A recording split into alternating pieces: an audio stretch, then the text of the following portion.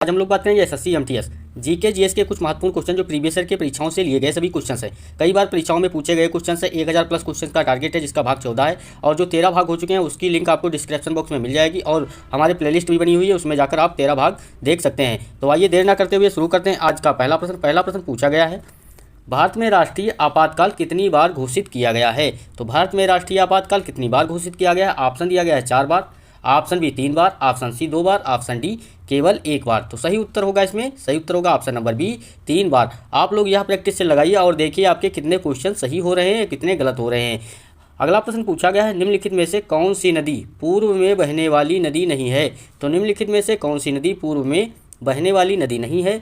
Option A Vasundhara, option B Mahi, option C Swarnarekha, option D Vaigai. तो सही उत्तर इसमें क्या होगा, सही उत्तर होगा ऑप्शन नंबर बी माही नदी जो है पूर्व में बहने वाली नदी नहीं है, बाकी सभी नदियां पूर्व में बहने वाली नदी हैं। अगला प्रश्न, और जो लोग वीडियो को लाइक नहीं किया तो लाइक कर लें और चैनल को सब्सक्राइब नहीं किया तो सब्सक्राइब कर लें और बेल आइकन भी क्लिक कर लें, जिससे आने वाले वीडियो आपको आसानी से मिलते रहें।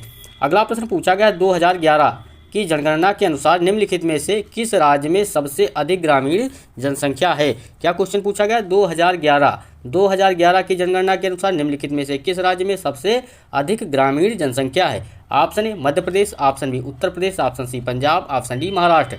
तो सही उत्तर होगा इसमें option number B Uttar Pradesh. क्या सही उत्तर होगा, option number B Uttar Pradesh. Bharat में निम्नलिखित में से किस राज्य में सबसे लंबी तटरेखा है। पूछा गया है भारत में निम्नलिखित में से किस राज्य में सबसे लंबी तटरेखा है। Option A Maharashtra, option B Orissa, option C Kerala, option D Gujarat. तो सही उत्तर होगा ऑप्शन नंबर डी गुजरात राज्य में सबसे लंबी तटरेखा है। अगला प्रश्न, और सभी लोग वीडियो को लाइक एंड चैनल को सब्सक्राइब जरूर कर लें। निम्नलिखित में से कौन सा सुमेलित नहीं है। तो निम्नलिखित में से पूछा गया कौन सा सुमेलित नहीं है। कुचिपुड़ी आंध्र प्रदेश, मोहिनीअट्टम उड़ीसा, यक्षगान कर्नाटक, गरबा नृत्य कहाँ का है गुजरात। तो आपसे पूछा गया इसमें सुमेलित नहीं है, तो सुमेलित कौन सा नहीं है। Option number B Mohiniyattam. Mohiniyattam कहाँ का है, तो मोहिनीअट्टम केरल का है। कहाँ का है, केरल का। तो सही उत्तर इसमें क्या होगा, ऑप्शन नंबर बी जो है इसमें सुमेलित नहीं है। अगला प्रश्न, मांडलोक संगीत किस राज्य से संबंधित है। मांडलोक संगीत किस राज्य से संबंधित है। Option A Manipur, option B Madhya Pradesh, option C Uttar Pradesh, option D Rajasthan. तो सही उत्तर इसमें क्या होगा, सही उत्तर ऑप्शन नंबर डी राजस्थान राज्य में स्थित है। मांड लोक संगीत किस राज्य से संबंधित है। तो सही उत्तर ऑप्शन नंबर डी राजस्थान राज्य से संबंधित है। अगला प्रश्न, क्रेस्कोग्राफ का आविष्कार भारत के निम्नलिखित में से किस वैज्ञानिक से जुड़ा है।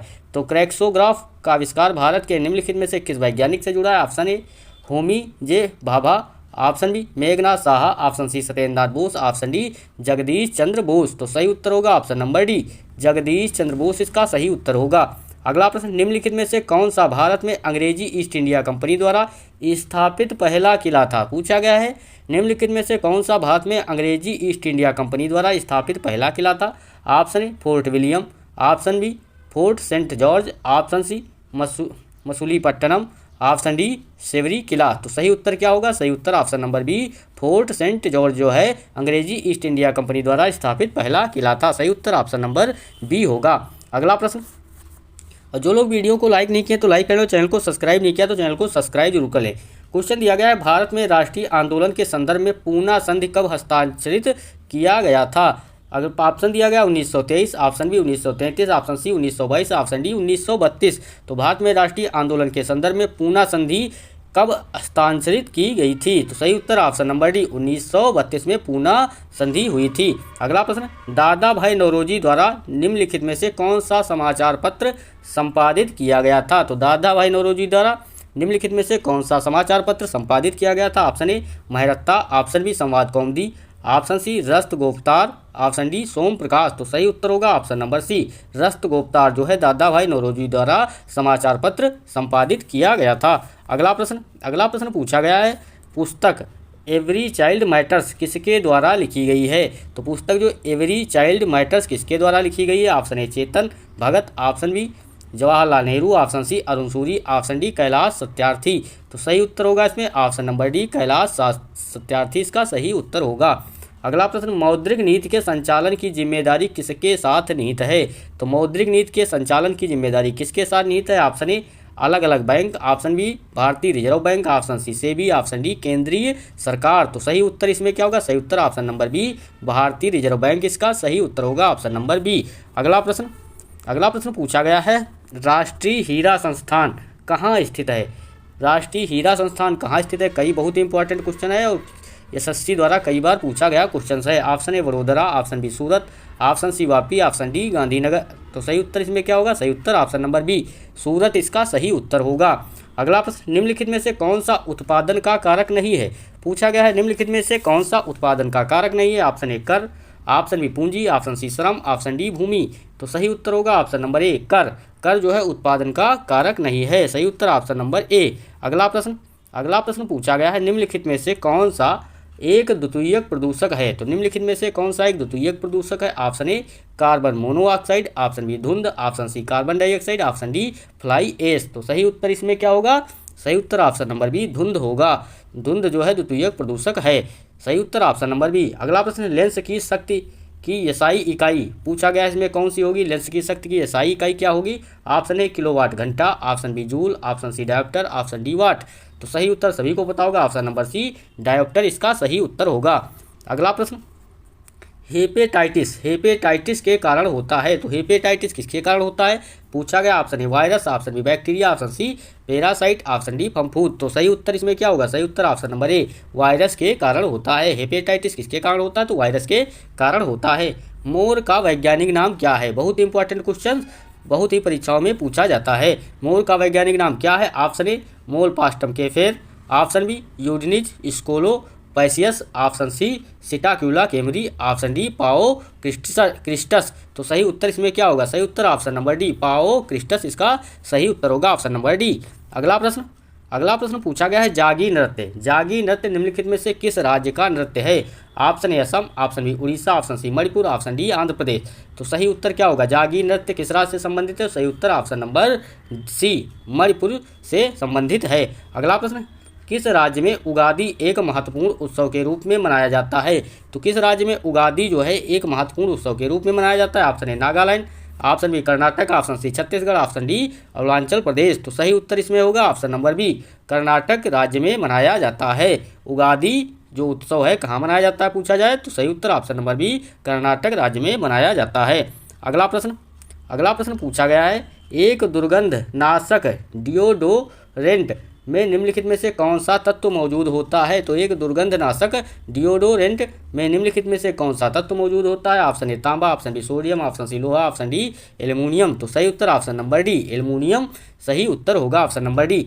वर्ष 1817 में ने समान गुणों वाले तत्वों को समूह में व्यवस्थित करने की कोशिश की। किसने कोशिश की थी? तो option A Dobereiner, option B Mendeleev, option C Emmy Noether, option D Henry Mosle.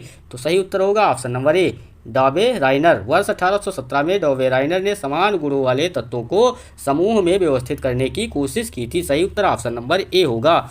और जो लोग वीडियो को लाइक नहीं किए तो लाइक कर लो, चैनल को सब्सक्राइब नहीं किया तो सब्सक्राइब जरूर कर ले। निम्नलिखित में से कौन सी नदी मध्य प्रदेश से निकलती है? पूछा गया है निम्नलिखित में से कौन सी नदी मध्य प्रदेश से निकलती है? Option A Godavari, option B Tapi, option C Krishna, option D Mahanadi. तो सही उत्तर होगा इसमें ऑप्शन नंबर बी तापी नदी मध्य प्रदेश से निकलती है। क्वेश्चन है, विधानसभा का सदस्य बनने के लिए न्यूनतम आयु कितनी होनी चाहिए? तो विधानसभा का सदस्य बनने के लिए न्यूनतम आयु कितनी होनी चाहिए? ऑप्शन ए 25 वर्ष, ऑप्शन बी 30 वर्ष, ऑप्शन सी 35 वर्ष, ऑप्शन डी 21 वर्ष। तो सही उत्तर इसमें क्या होगा? सही उत्तर होगा ऑप्शन नंबर क्या होगा? सही उत्तर ऑप्शन नंबर ए 25 वर्ष। क्या होना चाहिए? 25 वर्ष जो है विधानसभा का सदस्य बनने के लिए कितनी आयु होनी चाहिए? तो 25 वर्ष होनी चाहिए। और यहाँ पर जो दिया गया 30 वर्ष, 30 वर्ष किसके लिए होनी चाहिए? तो राज्यसभा का सदस्य बनने के लिए कितनी होनी चाहिए? राज्यसभा या राज्यसभा या विधान परिषद का सदस्य बनने के लिए कितनी होनी चाहिए? तो आपको पता होगा 30 वर्ष होनी चाहिए। 35 वर्ष किसके लिए उम्र होनी चाहिए? तो भारत के राष्ट्रपति, भारत के उपराष्ट्रपति, किसी राज्य के राज्यपाल के लिए कितनी होनी चाहिए? तो 35 वर्ष होनी चाहिए। 21 वर्ष किसके लिए होनी चाहिए? तो 21 वर्ष जो है सरपंच के लिए होनी चाहिए। 25 वर्ष लोकसभा का सदस्य, विधानसभा का सदस्य, भारत का प्रधानमंत्री या मुख्यमंत्री के लिए कितनी होनी चाहिए? तो 25 वर्ष। और 30 वर्ष राज्यसभा का सदस्य, विधान परिषद का सदस्य, या 35 वर्ष के लिए भारत के राष्ट्रपति, भारत के उपराष्ट्रपति या किसी राज्य के राज्यपाल के लिए 35 वर्ष। 21 वर्ष किसके लिए? तो सरपंच के लिए। आपको कॉपी में नोट करते रहना है। अगला प्रश्न, और कई बार परीक्षाओं में पूछा गया क्वेश्चन है, भारतीय संविधान की कौन सी अनुसूची संघ और राज्यों के बीच शक्तियों के विभाजन से संबंधित है। तो कौन सी अनुसूची संघ और राज्यों के बीच शक्तियों के विभाजन से संबंधित है, पूछा गया। ऑप्शन ए छठी अनुसूची, ऑप्शन बी सातवीं, ऑप्शन सी आठवीं अनुसूची, ऑप्शन डी नौवीं अनुसूची। तो सही उत्तर इसमें क्या होगा, आपसे पूछा गया। तो सही उत्तर इसमें क्या होगा, ऑप्शन नंबर बी, सातवीं अनुसूची जो है संघ और राज्यों के बीच शक्तियों के विभाजन से संबंधित है। अब इसमें दिया गया ऑप्शन है छठी अनुसूची। छठी अनुसूची किससे संबंधित है, तो असम, मेघालय, त्रिपुरा और मिजोरम राज्यों में जनजातीय क्षेत्रों के प्रशासन के रूप में प्रावधान। तो छठी अनुसूची में आपको याद रखना है असम, मेघालय, त्रिपुरा और मिजोरम राज्यों में जनजातीय क्षेत्रों के प्रशासन के रूप में प्रावधान करता है। आठवीं अनुसूची, आठवीं अनुसूची में क्या है, तो भाषाएं हैं। क्या है, आठवीं अनुसूची में भाषाएं हैं, आपको याद रखना है। आठवीं अनुसूची में क्या है, तो भाषाएं दी गई हैं। और इसमें जो दिया गया है नौवीं अनुसूची, नौवीं अनुसूची किससे संबंधित है, तो कुछ अधिनियमों, नौवीं अनुसूची में क्या दिया गया, कुछ अधिनियमों और विनियमों का सत्यापन किसमें दिया गया है, तो नौवीं अनुसूची में दिया गया है। अगला प्रश्न, अगला प्रश्न पूछा गया है नियंत्रक एवं महालेखा परीक्षक जिसे क्या कहते हैं, सीएजी का वेतन और सेवा शर्त कौन तय करता है। तो नियंत्रक एवं महालेखा परीक्षक जिसे कहते हैं का वेतन और सेवा शर्त कौन तय करता है। तो आपसे पूछा गया है इसका सही उत्तर क्या होगा। ऑप्शन ए राष्ट्रपति, ऑप्शन बी संसद, ऑप्शन सी केंद्रीय सरकार, ऑप्शन डी भारत की संचित निधि। तो सही उत्तर क्या होगा, सही उत्तर होगा ऑप्शन नंबर बी संसद। क्या होगा सही उत्तर, ऑप्शन नंबर बी संसद होगा। यह वीडियो बहुत ही महत्वपूर्ण है, तो सभी लोग इस वीडियो को जरूर देखें और पूरा लास्ट तक देखें। और वीडियो को लाइक नहीं किया तो लाइक कर लें, और चैनल को सब्सक्राइब नहीं किया तो चैनल को सब्सक्राइब जरूर कर लें। इस वीडियो से आपको सीधे पेपर में क्वेश्चंस मिलेंगे। क्वेश्चन नंबर 29 दिया गया है जनगणना 2011 के अनुसार निम्नलिखित में से किन राज्यों में जनगणना 2011 के अनुसार निम्नलिखित में से किन राज्यों में साक्षरता दर सबसे अधिक है। पूछा गया है 2011 की जनगणना के अनुसार निम्नलिखित में से किन राज्यों में साक्षरता दर सबसे अधिक है। Option A Maharashtra, option B Delhi, option C Kerala, option D Tamil Nadu. तो सही उत्तर इसमें आपको बताना है क्या होगा, जल्दी से सभी लोग इसका उत्तर बताएंगे क्या होगा। सही उत्तर होगा option number C Kerala. Kerala में जो है साक्षरता दर जनगणना 2011 के अनुसार सबसे अधिक है।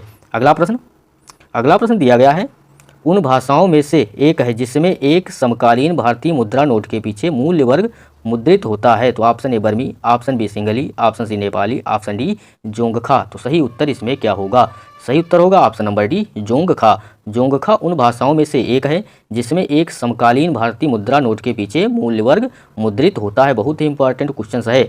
अगला प्रश्न, आर्थिक योजना निम्न में से किस अर्थव्यवस्था की आवश्यक विशेषता है। तो आर्थिक योजना निम्न में से किस अर्थव्यवस्था की एक आवश्यक विशेषता है। तो इसका सही उत्तर बताना है क्या होगा। ऑप्शन ए समाजवादी अर्थव्यवस्था, ऑप्शन बी पूंजीवादी अर्थव्यवस्था, ऑप्शन सी दोहरी अर्थव्यवस्था, ऑप्शन डी मिश्रित अर्थव्यवस्था। तो सही उत्तर इसमें क्या होगा, सही उत्तर होगा ऑप्शन नंबर ए समाजवादी अर्थव्यवस्था। क्या होगा सही उत्तर, तो ऑप्शन नंबर ए इसका सही उत्तर होगा। अगला प्रश्न देखते हैं। अगला प्रश्न दिया गया है निम्नलिखित में से किसने 1939 में फॉरवर्ड ब्लॉक की स्थापना की गई थी। तो पूछा गया है निम्नलिखित में से किसने फॉरवर्ड ब्लॉक की स्थापना की थी 1939 में। ऑप्शन दिया गया है महात्मा गांधी, ऑप्शन बी सरदार वल्लभ भाई Patel, option C Subhash Chandra Bose, option D Jawaharlal Nehru. तो सही उत्तर इसमें क्या होगा, जल्दी से सभी लोग इसका उत्तर बताना है क्या होगा। सही उत्तर ऑप्शन नंबर सी सुभाष चंद्र बोस ने 1939 में फॉरवर्ड ब्लॉक की स्थापना की थी। तो किसने की थी, तो 1939 में फॉरवर्ड ब्लॉक की स्थापना सुभाष चंद्र बोस ने की थी। अगला प्रश्न, और जो है उन्होंने कलकत्ता में फॉरवर्ड ब्लॉक की स्थापना की थी। तो पूछा जाए कहाँ की थी, तो कलकत्ता में। उन्होंने 1943 में सिंगापुर में भारतीय सेना आज़ाद हिंद फौज की कमान संभाली और वहाँ एक भारतीय अंतरिम सरकार की स्थापना की।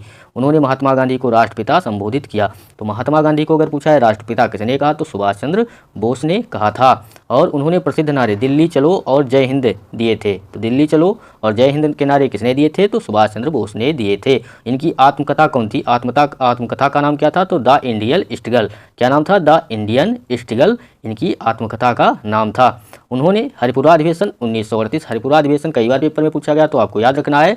सुभाष चंद्र बोस ने उन्होंने हरिपुरा अधिवेशन 1938 और त्रिपुरी अधिवेशन 1939 में INC मतलब इंडियन नेशनल कांग्रेस के अध्यक्ष के रूप में चुना गया था। लेकिन गांधी जी के साथ मतभेदों के कारण उन्होंने त्रिपुरी से इस्तीफा दे दिया था। कई बार पेपर में पूछा गया है। अगला प्रश्न दिया गया है वाटरलू का युद्ध। यहाँ पर पूछा गया वाटरलू का युद्ध कब लड़ा गया था। तो वाटरलू का युद्ध कब लड़ा गया था आपसे पूछा गया है। तो इसका सही उत्तर बताना है क्या होगा।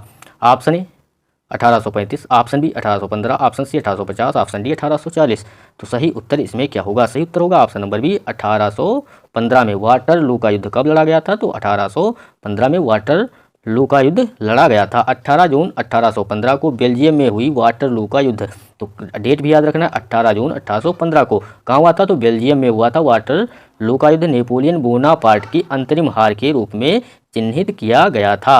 अगला प्रश्न पूछा गया है, 1556 ईस्वी में पानीपत का द्वितीय युद्ध निम्नलिखित में से किनके बीच लड़ा गया था? तो पानीपत का युद्ध, द्वितीय युद्ध किस किस के बीच में लड़ा गया था पूछा गया। ऑप्शन ए अकबर एवं राणा प्रताप, ऑप्शन बी अकबर एवं हेमू, ऑप्शन सी अकबर एवं राणा सांगा, ऑप्शन डी अकबर एवं दुर्गावती। तो सही उत्तर बताना है आपको, इसमें क्या होगा? सही उत्तर होगा ऑप्शन नंबर बी, अकबर एवं हेमू के बीच 1556 ईस्वी में पानीपत का द्वितीय विश्व युद्ध लड़ा गया था। तो पानीपत का द्वितीय युद्ध कब लड़ा गया था? तो 1556 में। किसके बीच लड़ा गया था? तो अकबर एवं हेमू के बीच लड़ा गया था। अगला प्रश्न, दिल्ली सल्तनत के समय में सामाजिक पार्टियों और शराब पर किसने प्रतिबंध लगाया था? तो दिल्ली सल्तनत के समय में सामाजिक पार्टियों और शराब पर किसने प्रतिबंध लगाया था पूछा गया है। तो आपको इसका सही उत्तर बताना है, क्या होगा? Option A Alauddin Khilji, option B Jalaluddin Firoz Khilji, option C Shihabuddin Masud, option D Juna Mohammad Khilji. तो सही उत्तर इसमें क्या होगा? सही उत्तर होगा option number A Alauddin Khilji. इसमें सही उत्तर क्या होगा? ऑप्शन नंबर ए इसका सही उत्तर होगा। अगला प्रश्न पूछा गया, हार्नबिल त्यौहार क्या दिया गया है? हार्नबिल त्यौहार देश मनाए जाने वाले महत्वपूर्ण त्योहारों में से एक है। तो किस प्रदेश में मनाया जाता है हार्नबिल त्यौहार, ये पूछा गया है। तो सही उत्तर बताना है आपको, क्या होगा? Option A Arunachal Pradesh, option B Nagaland, option C Mizoram, option D Meghalaya. तो सही उत्तर इसमें क्या होगा? सही उत्तर होगा ऑप्शन नंबर बी, नागालैंड में हार्नबिल त्यौहार मनाया जाता है। हार्नबिल त्यौहार नागालैंड के सबसे महत्वपूर्ण त्योहारों में से एक है। यह हर साल 1 से 7 दिसंबर तक मनाया जाता है। तो आपको याद रखना है कब से कब तक? तो 1 से 7 दिसंबर तक मनाया जाता है। यह नागा सैन्य दल द्वारा मनाया जाता है। तो किसके द्वारा मनाया जाता है? तो नागा सैन्य दल द्वारा मनाया जाने वाला जो है त्यौहार है। अगला प्रश्न, और सभी लोग वीडियो को लाइक जरूर कर लें। जो लोग वीडियो को लाइक नहीं किए हैं तो लाइक कर लें, और चैनल को सब्सक्राइब नहीं किए हैं तो चैनल को सब्सक्राइब जरूर कर लीजिए। जो लोग चैनल को सब्सक्राइब नहीं किए हैं तो चैनल को सब्सक्राइब कर लीजिए, और जो वीडियो को लाइक नहीं किए हैं तो वीडियो को लाइक जरूर कर लीजिए। क्वेश्चन दिया गया है, जलवायु परिवर्तन प्रदर्शन सूचकांक 2023 में भारत का रैंक क्या है? तो जलवायु परिवर्तन प्रदर्शन सूचकांक 2023 में भारत की रैंक क्या है? तो सभी लोग इसका सही उत्तर बताएंगे, क्या होगा? ऑप्शन दिया गया है 10वां, ऑप्शन बी 9वां, ऑप्शन सी 8वां, ऑप्शन डी 5वां। तो सही उत्तर क्या होगा? सही उत्तर होगा ऑप्शन नंबर सी 8वां। कितनी रैंक है जलवायु परिवर्तन प्रदर्शन सूचकांक में? तो 8वीं रैंक है, आपको याद रखना है। अगला प्रश्न, एफडीआई का पूर्ण रूप क्या है? तो इसमें पूछा गया है एफडीआई का पूर्ण रूप क्या है, आपको बताना है इसका सही उत्तर क्या होगा। जल्दी से सभी लोग इसका सही उत्तर बताएंगे, क्या होगा? एफडीआई का पूर्ण रूप पूछा गया है, तो जल्दी से सभी लोग इसका उत्तर बताएंगे, क्या होगा? ऑप्शन ए संघीय निवेश विभाग, ऑप्शन बी वन विकास सूचकांक, ऑप्शन सी संघीय जांच विभाग, ऑप्शन डी विदेश प्रत्यक्ष निवेश। तो सही उत्तर इसमें क्या होगा? सही उत्तर होगा ऑप्शन नंबर डी विदेशी प्रत्यक्ष निवेश। क्या होगा सही उत्तर? एफडीआई का पूर्ण रूप क्या होगा? तो ऑप्शन नंबर डी विदेशी प्रत्यक्ष निवेश इसका सही उत्तर होगा। अगला प्रश्न पूछा गया है, इनमें से किसकी स्थापना भारत में श्वेत क्रांति से संबंधित है? तो इनमें से किसकी स्थापना भारत के में श्वेत क्रांति से संबंधित है, आपसे पूछा गया है। तो सही उत्तर इसका क्या होगा? Option A mother dairy, option B Paras, option C Saras, option D Amul. तो सही उत्तर इसमें क्या होगा? जल्दी से सभी लोग इसका सही उत्तर बताएंगे, क्या होगा? सही उत्तर ऑप्शन नंबर डी अमूल होगा। क्या होगा सही उत्तर? ऑप्शन नंबर डी अमूल होगा। भारत में श्वेत क्रांति अमूल की स्थापना से संबंधित है। अमूल भारत में एक डेयरी सहकारी समिति है जो गुजरात के आनंद में स्थित है। कहाँ स्थित है? गुजरात के आनंद में स्थित है। श्वेत क्रांति के माध्यम में अमूल ने भारत का दूध और दूध उत्पादों का दुनिया का सबसे बड़ा उत्पादक बना दिया है। तो सही उत्तर क्या होगा? ऑप्शन नंबर डी इसका सही उत्तर होगा। अगला प्रश्न, सरदार सरोवर परियोजना किस नदी पर स्थित है? पूछा गया है सरदार सरोवर जो है परियोजना किस नदी पर स्थित है, और कई बार परीक्षाओं में पूछा हुआ क्वेश्चन है। तो सभी लोगों के लिए बहुत ही महत्वपूर्ण रहने वाला है, सभी लोगों को यही याद रखना है। Option A Ganga, option B Kosi, option C Narmada, option D Godavari. तो सही उत्तर होगा option number C Narmada. Sardar Sarovar परियोजना अगर पूछा जाए किस नदी पर स्थित है, तो सही उत्तर क्या होगा? ऑप्शन नंबर सी नर्मदा नदी पर स्थित है। यह भारत में सबसे बड़ी जल संसाधन परियोजना में से एक है। इसमें 4 प्रमुख राज्य जो आपको याद रखना है, महाराष्ट्र, मध्य प्रदेश, गुजरात और राजस्थान शामिल हैं। इसे नर्मदा नदी पर बनाया गया था। तो किस नदी पर बनाया गया था? नर्मदा नदी पर। आपको इसके 4 प्रमुख राज्य याद रखना है, महाराष्ट्र, मध्य प्रदेश, गुजरात और राजस्थान शामिल हैं। अगला प्रश्न पूछा गया है, नाथुला दर्रा भारत और उसके किस पड़ोसी देश से जोड़ता है? तो नाथुला दर्रा भारत को किस पड़ोसी देश से जोड़ता है, आपको बताना है इसका सही उत्तर क्या होगा। Option A Nepal, option B Bangladesh, option C Bhutan, option D चीन। तो सही उत्तर क्या होगा? सही उत्तर होगा ऑप्शन नंबर डी, इसका सही उत्तर चीन होगा। नाथुला दुनिया की सबसे ऊंची वाहन योग्य सड़कों में से एक है। जो नाथुला है दर्रा, यह दुनिया की सबसे ऊंची वाहन योग्य सड़कों में से एक है। यह भारत तिब्बत सीमा का पर समुद्र तल से 14,450 फीट ऊपर स्थित है। अगला प्रश्न पूछा गया है, कुंडनकुलम प्रसिद्ध है। तो कुंडनकुलम प्रसिद्ध है, किस लिए प्रसिद्ध है आपसे पूछा गया है। ऑप्शन ए परमाणु ऊर्जा संयंत्र, ऑप्शन बी ताप विद्युत संयंत्र, ऑप्शन सी जैव आरक्षित क्षेत्र, ऑप्शन डी तमिलनाडु में प्रमुख बंदरगाह। तो सही उत्तर इसमें क्या होगा? जल्दी से सभी लोग इसका सही उत्तर बताएंगे, क्या होगा? ऑप्शन नंबर ए इसका सही उत्तर होगा, परमाणु ऊर्जा संयंत्र के लिए कुंडनकुलम प्रसिद्ध है। अगला प्रश्न, भारत की निम्नलिखित में से कौन सी नदी 2 बार कर्क रेखा से होकर बहती है? तो भारत की निम्नलिखित में से कौन सी नदी 2 बार कर्क रेखा से होकर बहती है? बहुत ही इंपॉर्टेंट क्वेश्चन है, कई बार पेपर में पूछा गया क्वेश्चन है। Option A Mahi, option B Chambal, option C Narmada, option D इनमें से कोई नहीं। तो सही उत्तर होगा ऑप्शन नंबर ए, माही नदी जो है वो कर्क रेखा को कितनी बार काटती है? तो 2 बार काटती है। कई बार पेपर में पूछा गया क्वेश्चन है, आपको ये याद रखना है। अगला प्रश्न दिया गया है, बुद्ध की शिक्षाओं का सबसे पुराना संग्रह किस भाषा में है? तो बुद्ध की शिक्षाओं का सबसे पुराना संग्रह किस भाषा में है पूछा गया है। तो option A Sanskrit, option B Magadhi, option C Prakrit, option D Pali. तो सही उत्तर क्या होगा? सही उत्तर होगा ऑप्शन नंबर डी, पाली इसका सही उत्तर होगा। अगला प्रश्न, निम्नलिखित में से किस शासक ने मस्जिद 2.5 दिन का झोपड़ा का निर्माण कराया था? तो 2.5 दिन के झोपड़े का निर्माण किस शासक ने कराया था पूछा गया है। जल्दी से सभी लोग इसका उत्तर बताएंगे, क्या होगा? Option A Balban, option B Ibrahim Lodi, option C Iltutmish, option D Qutubuddin Aibak. तो सही उत्तर क्या होगा? सही उत्तर option number D, Qutubuddin Aibak इसका सही उत्तर होगा। 2.5 दिन का झोपड़ा किसने बनाया था? तो कुतुबुद्दीन ऐबक ने बनवाया था। अगला प्रश्न पूछा गया है, जनवरी 1931 में महात्मा गांधी के जेल से रिहा होने के बाद कांग्रेस नेताओं ने आगे की कार्रवाई की योजना बनाने के लिए कहाँ में बैठक की? तो आपको बताना है कहाँ बैठक की थी। Option A Surat, option B Allahabad, option C Calcutta, option D Lahore.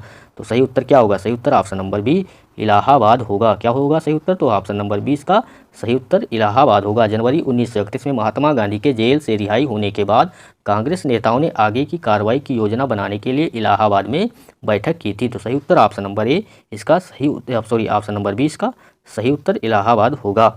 अगला प्रश्न पूछा गया है, 1926 में भगत सिंह निम्नलिखित में से किस संगठन के पहले सचिव थे? तो 1926 में भगत सिंह निम्नलिखित में से किस संगठन के पहले सचिव थे? तो आपको इसका उत्तर बताना है, क्या होगा? जल्दी से सभी लोग इसका सही उत्तर बताएंगे, क्या होगा? Option A Ghadar party, option E Punjab Hindu Sabha, option C Indian socialist democratic union, option D Naujawan Bharat सभा। तो सही उत्तर इसका क्या होगा? सही उत्तर होगा option number D, Naujawan Bharat सभा। भगत सिंह ने मार्च 1926 में नौजवान भारत सभा की स्थापना की थी। इस संगठन का उद्देश्य क्या था? इस संगठन का उद्देश्य था किसानों और श्रमिकों को रैली करके ब्रिटिश शासन के खिलाफ क्रांति को प्रोत्साहित करना था। अगला प्रश्न पूछा गया है, निम्नलिखित में से कौन सी गुफा 29 बौद्ध गुफा मंदिरों की श्रृंखला है? तो निम्नलिखित में से कौन सी गुफा 29 बौद्ध गुफा मंदिरों की श्रृंखला है आपसे पूछा गया है। तो आपको बताना है इसका सही उत्तर क्या होगा। जल्दी से सभी लोग इसका सही उत्तर बताएंगे, क्या होगा? और जो लोग वीडियो को लाइक नहीं किए हैं तो लाइक कर लें, और चैनल को सब्सक्राइब नहीं किए हैं तो चैनल को सब्सक्राइब जरूर कर लीजिए, जिससे और बेल आइकन भी क्लिक कर लीजिए, जिससे आने वाली वीडियो आपको आसानी से मिलते रहें। ऑप्शन ए एलोरा की गुफाएं, ऑप्शन बी अजंता की गुफाएं, ऑप्शन सी बराबर की गुफाएं, ऑप्शन डी एलिफेंटा की गुफाएं। तो सही उत्तर क्या होगा? सही उत्तर ऑप्शन नंबर बी, अजंता की गुफाएं। जो अजंता की गुफाएं 29 बौद्ध गुफा मंदिरों की श्रृंखला है।